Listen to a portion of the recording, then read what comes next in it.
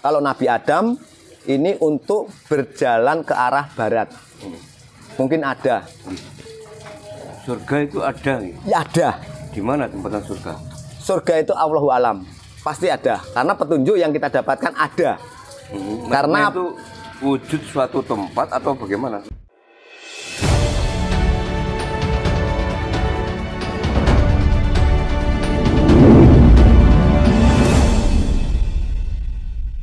Sugeng dalu. Sugeng dalu. Asal Bandung nggih sampun kepanggih. Amin. Pak niki kangge ngawali obrolan nggih. Nggih. Panjenengan julukane kan bocah sableng, bocah pencilaan. Bocah pencilaan 331. Nah, sakit panjenengan dirasakan rumiyin Pak niku. Maknanipun napa nggih? Oh nggih. Maknanipun bocah sableng, bocah pencilaan 331 niku nggih maknanipun ingkang sepindah niku angsal kula nggih, angsal saking nek bocah sableng niku angsal saking Kraton Ngayogyakarta niku tahun 2000 sekawan. Niki sejarah kula anu riyen kesane mboten nganu. Terus bocah pencilaan niku kula angsal wulan sura kala wingi enten nggene Syekh Jangkung utawa ngene Syekh Saridin. Terus 331 niku angsal kula saking kiai ulama rikala rumiyin wonten ing Sarang lan Kragan. Niku kula diparingi angka 331. Lah maknanipun niku enten kepanjanganipun. Bocah sableng, bocah pencilaan niku enten kepanjanganipun nggih niku bakale ana coba amanah hambane senadyan abot bakale langgeng eling ning Gustine. Niku kepanjangane bocah sableng. Nek kepanjangane bocah pencilaan niki kula dereng ngapal, cobi sekedap. Nek kepanjangane bocah pencilaan niku belajarlah bersama orang-orang oragan, cobalah cermatilah, coba cermatilah ajaran amalan agamanya, hasrat hidupnya, petunjuk engkau nanti cerahnya cahaya ilahi Allah Subhanahu wa Ta'ala. Lamunkanlah, lakukanlah amanah-amanat ajaran amalan agamanya Allah Subhanahu wa Ta'ala, yaitu nabimu. Nabi kita adalah baginda Rasulullah Nabi Muhammad Sallallahu Alaihi Wasallam. Itu adalah bocah pencilaannya itu. Nanti kalau ini sudah ini buku ini harus kita kupas untuk tanah Jawa, masyarakat tanah Jawa terutama. Yang kedua untuk Nusantara, bukan hanya tanah Jawa, tapi untuk Nusantara bahkan dunia. Ajaran asli dari pribumi tanah Jawa untuk pedoman dan petunjuk yang napa nggih nek diarani wong Jawa niku tata kramane sopan santun unggah ungguhe enten. Karena napa sakniki pun ical sedaya. Tata krama niku pun mboten enten. Niku sopan santun. Pak, berarti tiang nek sampun belajar niku nggih. Nggih. Gadan niku berarti yang sampun niku nggih, sampun linu nggih. Insyaallah seperti itu karena ini adalah buku yang saya namakan buku Saka asli dari ajaran tanah Jawa yang ada kaitannya angka 7. Kalau dalam ajaran agama Islam itu kan ada juga langit bersab 7. Terus baginda Rasulullah mendapatkan wahyu pertama itu 7 ayat, mengelilingi Ka'bah itu 7 putaran, 1 minggu itu ada 7, dan banyak sekali tentang ajaran agama Islam tentang angka 7. Makanya ajaran orang Jawa itu ada kaitannya angka 7, ada 5 macam. Dan dalam petunjuk yang kita dapatkan niku tanah Jawa niki tanah suci ingkang nomor kalih saking tanah suci Mekah lan Madinah. Saged dibuktekne enten niki. Niki enten niki. Suci pundi, Pak? Mekah kali Jawa. Napa nggih? Suci pundi Mekah kali Jawa? Nggih tanah suci. Enten niki kan tanah suci yang kedua. Jawa niki. Nggih. Yang pertama ingkang sepindah niku enten tanah suci. Amargi mriku tiyang setri. Nah mriki tiyang jaler. Amargi napa petunjuk sing kula tampi niku turunnya Nabi Adam alaihissalam enten tanah Jawa. Mungkin enten kitab ayat suci Al-Qur'an, kula mboten ahli kitab. Kula wong kapitayan. Tapi nggih niku petunjuk sing kula tampa bahwa Nabi Adam itu diturunkan di tanah Jawa dan Siti Hawa ada di kota Mekah. Setelah dua-duanya beliau itu sudah sadar, mengakui kekeliruan dan kesalahan waktu di surga, baru Allah itu memberitahu petunjuk kepada Nabi Adam dan Siti Hawa. Kalau Nabi Adam ini untuk berjalan ke arah barat. Mungkin ada. Surga itu ada. Ya ada. Di mana tempatnya surga? Surga itu Allahu alam. Pasti ada. Karena petunjuk yang kita dapatkan ada. Karena itu wujud suatu tempat atau bagaimana? Ya, itu? tempat yang dijanjikan oleh Allah itu ada. Ada, gitu? Ada. Yakin ada, gitu? Yakin ada. Karena apa? Karena petunjuk mimpi saya bukan mimpi ya, maaf, bukan mimpi. Itu asli real itu. Pas waktu saya melakukan bunuh diri pernah saya. Itu saya pernah diingatkan sama saudara-saudara kita dari hati untuk mengingat apa yang kita dapatkan waktu kita bunuh diri. Cuma itu untuk rahasia saya untuk nanti untuk perjuangan NU. Ini tidak boleh saya buka. Karena apa? Mimpi pada saat ini diharamkan oleh golongan beliau. Mimpi adalah haram. Boleh diharamkan, tapi harus lihat dulu. Ya kan? Dilihat dulu dengan ajaran agama Islam, dengan ajaran Jawa. Kira-kira melenceng nggak mimpi itu? Karena apa? Karena mungkin saja di dalam kitab ayat suci Al-Quran ada. Bagi orang-orang yang mendapatkan petunjuk dari Allah, itu bagi hamba-hamba yang beruntung. Sari intinya di situ. Itu mungkin ada. Saya bukan orang ahli kitab, enggak. Mungkin ada. Makanya beruntung petunjuk-petunjuk dari mana? Mungkin dari mimpi, bisa dari kenyataan, bisa. Kalau kenyataan seperti apa? Kadang ditabrak atau kecelakaan, posisi masih sehat gitu kan. Seharusnya kalau tabrakan berat itu seharusnya orang ini harus meninggal, tapi kenapa masih hidup? Nah, itu adalah suatu hidayah dari Allah, petunjuk dari Allah. Seperti itu. Allah itu siapa, Pak? Apa? Allah itu siapa? Allah itu tidak berwujud, kita nggak tahu. Tapi kita nanti akan tahu. Itu belum saya bongkar. Terus agama yang paling benar sendiri itu agama apa? Sebenarnya kalau memang agama yang benar, kita dalam kitab ayat suci Al-Quran mungkin ada. Kita harus mempercayai kitab suci sebelum kitab suci Al-Quran diturunkan. Itu ada berapa? Ada 4 yang dipercayai oleh NU. Para kiai dulu, saya masih ingat waktu kecil, itu kiai itu mengatakan kitab suci sebelum kitab suci Al-Quran itu diturunkan, itu ada kitab Jabur, Injil, Taurat, Injil, baru kitab ayat suci Al-Quran. Nah, sekarang kita harus mempercayai. Maksudnya apa? Kan gitu. Kenapa Allah ini menurunkan kitab suci kok 4? Itu harus tahu alasannya. Untuk mempercayai kan? Jadi kita tidak boleh sewenang-wenang untuk agama Islam yang paling suci, paling benar, nggak boleh. Karena apa? Di kitab suci Al-Quran, itu kan ada untuk mempercayai kitab suci sebelum kitab ayat suci Al-Quran diturunkan. Nah, maksudnya apa? Nah, kita harus wedar. Seperti itu. Apakah kitab suci itu buatan dari Allah? Iya, semuanya diturun. Iya, buatan dari Allah, itu diturunkan oleh para nabi-nabi yang terpilih. Seperti itu. Dengan cara apa Allah menurunkan? Ya dari mimpi, mungkin dari bisikan. Bisa. Yang penting tidak melenceng dari syariat Islam. Maksudnya dalam bisikan suara? Iya. Berarti Allah wujud dong? Apa? Allah bersuara berarti kan Allah wujud. Nah, itu nggak berwujud. Tapi katanya pakai suara tadi. Ya, tapi kan wujud, ada suaranya kan wujud, Pak.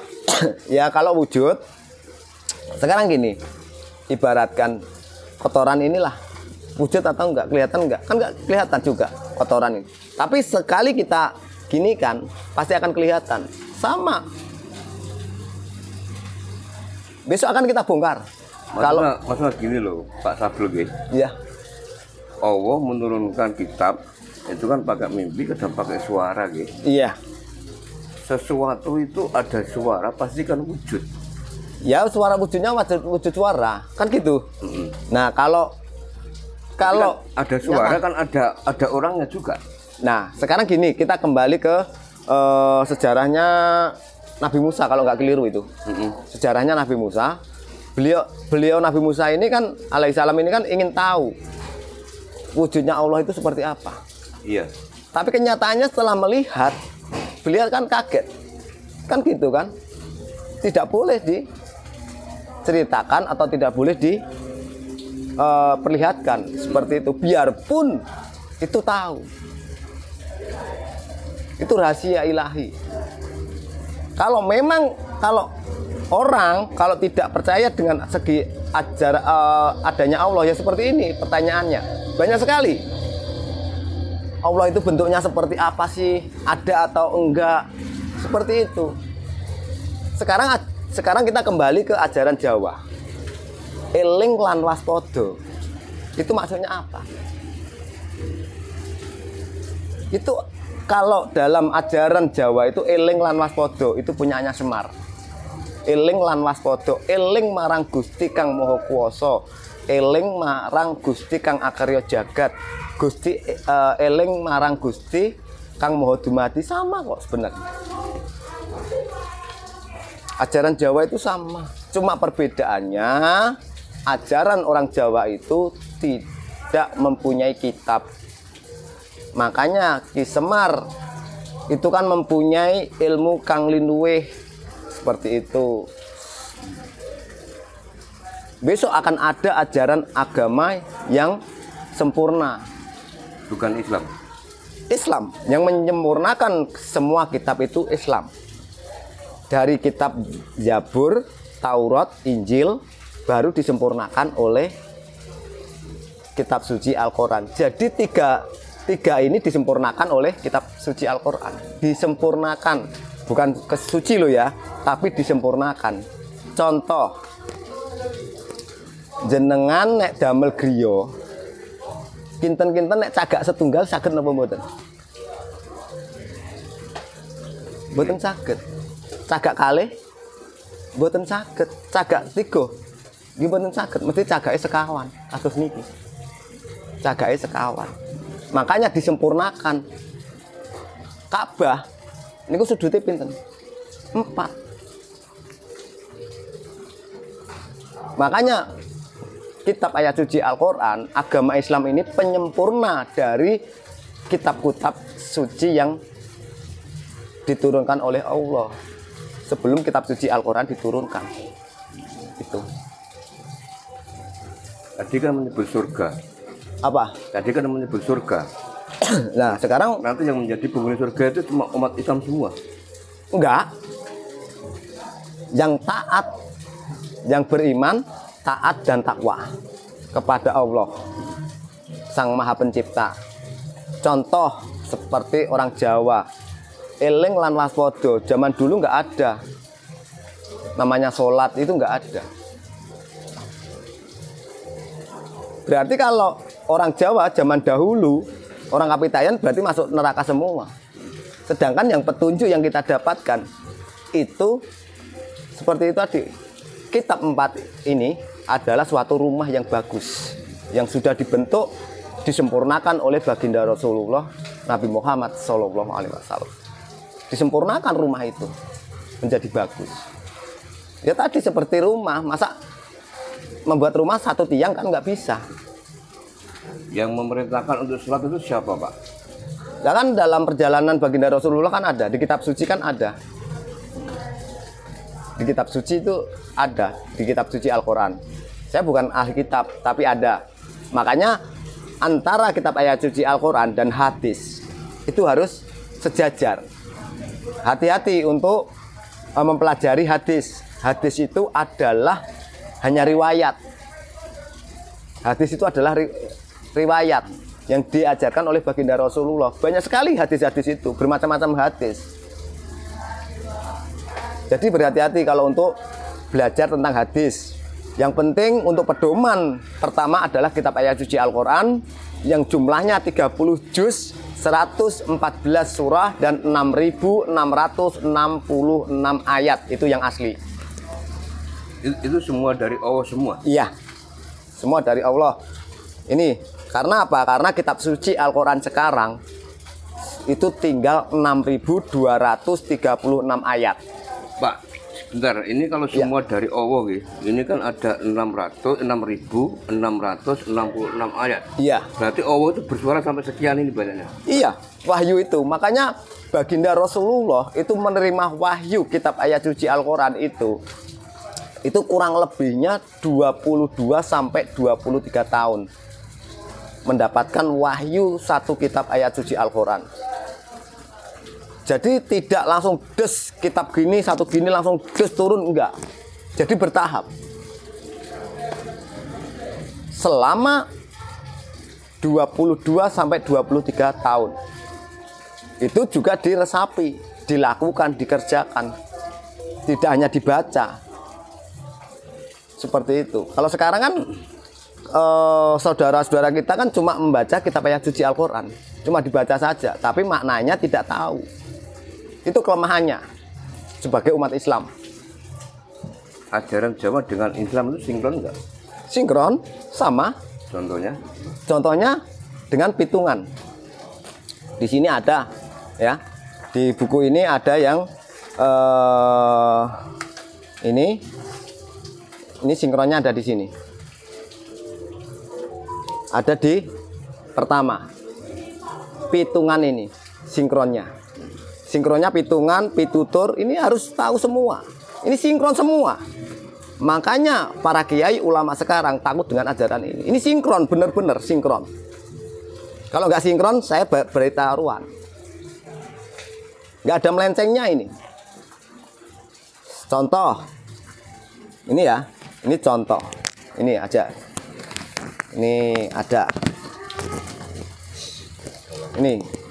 Ini adalah kelihatan betul Pak dari kamera. Nah ini petungan. Ini petungan ini. Yang pertama. Hitungan itu apa? Hitungan itu adalah perhitungan. Kita melakukan, menjalankan dan mengerjakan apapun, mendengarkan atau mengucapkan kata-kata itu harus menggunakan perhitungan dahulu. Jangan asal-asalan. Mendengarkan langsung asal dimasukkan ke dalam hati, ke dalam pikiran, nggak boleh. Harus kita menggunakan perhitungan dulu. Perhitungannya seperti apa? Perhitungannya di atas seperti ini. Kira-kira ajaran buruk atau ajaran baik? Di sini ada. Ini sinkron. Ini yang menyinkronkan adalah yang bawah. Seperti itu. Ya. Kalau kitab suci itu wahyu dari Allah, iya, betul. Dan sekarang kita tahu di dalam masyarakat orang-orang yang kita sudah anggap orang ahli kitab gitu, iya. Orang ini punya pondok pesantren, punya santri dan sebagainya kan, iya. Dia kan pasti tahu bahwa ini adalah kitab suci. Bahkan mereka itu kan paham betul dengan apa sih dari kitab suci ya. Iya, betul. Kenapa kok berani berbuat maksiat? Nah, makanya tahu bahwa itu kitab suci. Nah, makanya sekarang itu untuk kedok. Untuk kedok, Pak. Saya perjalanan kemarin kan saya masuk ke masjid-masjid. Biarpun saya orang Kapitayan, tapi saya masuk ke masjid-masjid. Seperti apa sifat dan sikap saudara-saudara kita semua yang ada di Tanah Jawa, Madura, Bali. Kita melihat. Bukan katanya teman-temanku, katanya teman-teman istriku. Enggak, saya melihat dengan kepala saya sendiri. Jadi tahu, saya nggak percaya cuma katanya saya nggak percaya. Jadi Bapak ini pengaruh Kapitayan? Iya, betul. Sholatnya orang Kapitayan kayak apa, Pak? Ya, memintanya kepada yang ini. Bukan maaf ya, orang Kapitayan itu kan ada yang mengatakan permintaannya di pohon-pohon, terus bebatuan, iya kan? Ya. Di pegunungan atau di gua. Enggak. Kalau kita mengingat masa lalu, rumah itu menghadap ke selatan. Zaman dulu loh, Pak. Terus rumah itu pasti disusun ada 3 kamar. Kalau orang Jawa, orang desa itu mengatakan sentong. Itu menjadi 3, kanan, kiri, dan tengah. Nah, yang tengah ini yang untuk menggunakan semedi atau mendekatkan diri pada Gusti Kang Maha Kuwaos. Doanya sama seperti orang Islam kok, cuma berbeda bahasa aja kok. Bahasa Jawa sama bahasa Arab. Perbedaannya cuma itu. Maksudnya cara sholatnya pripun Pak? Yang kapitayan. Kalau kapitayan kan cuma bersila gini. Terus minta sama yang maha kuasa. Gusti